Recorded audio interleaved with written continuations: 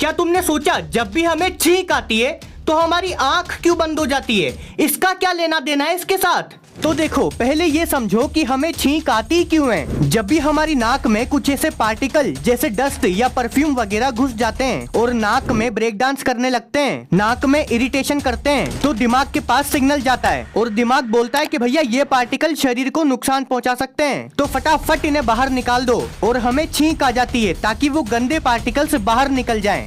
पता है, छींक एक बार आए ना तो चलता है, पर ये तो आती ही जाती है, रुकती नहीं है। खैर, छींक आते वक्त हमारी आंख इसीलिए बंद हो जाती है क्योंकि वो जो गंदे पार्टिकल्स अभी अभी नाक से बाहर निकले हैं वो आंख में ना चले जाएं। इसीलिए छींक इतने प्रेशर के साथ आती है कि आज छी सामने वाले की आंख में जाए, अपनी आंख में